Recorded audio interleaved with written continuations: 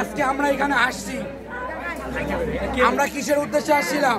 পদত্যাগ হয়ে গেছে, এখন এটা তো আমাদের প্রতিষ্ঠান নাকি?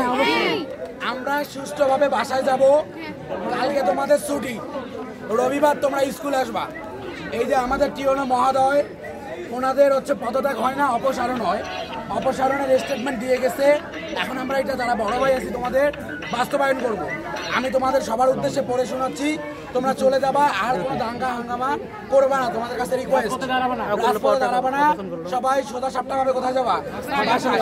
এরপরে আরেকটা বিষয়, আজকে যে শিক্ষার্থীরা আমাদের বিরুদ্ধে অবস্থান নিচ্ছে, তোমরা নেক্সট দিন এসে তাদেরকে দাঙ্গা হাঙ্গামা করবা, তোরা দায়িত্ব নাই, এরকম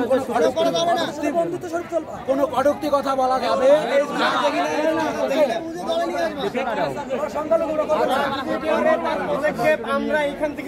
আর যদি তারা যদি তোমাদেরকে কেউ ভেঙ্গায়, আমরা বড় ভাইরা আছি, তোমাদেরকে যদি ঠাট্টা বিদ্রুপ করে আমাদের কাছে জানাবা, আমরা পদক্ষেপ নিব। তোমরা কখনো আইন হাতে তুলে নিবা, ঠিক আছে?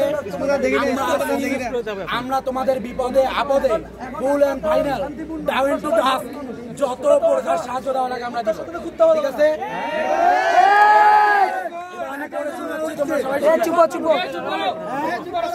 আমি পড়ে শোনাই, তোমরা শুনে চুপ করি, বলতে পারবো না। প্রিয় শিক্ষার্থী, দেউতি স্কুল অ্যান্ড কলেজের প্রিন্সিপালের ব্যাপারে অভিযোগ আজই দাখিল করা হোক। তাহলে আমরা একটু পর যাবো দাখিল করি।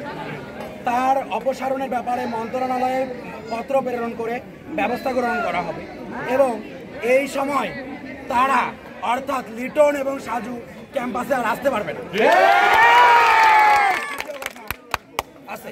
নাহিদ ইসলাম লিটনের ব্যাপারেও অপসারণের ব্যবস্থা যথোপযুক্ত সময়ে গ্রহণ করা। দেখো, এখন আমি চাচ্ছি, আমরা যারা বড় ভাইরা আছি, তোমরা কোনো দাঙ্গা হাঙ্গামা না করে সোজাসুজি যে যার মতো বাসায় চলে যাবে। তোমরা কালকে স্কুল আসবে না, তোমরা রবিবার আসবা। রবিবার যাও, আর পরবর্তী সিদ্ধান্ত না দেওয়া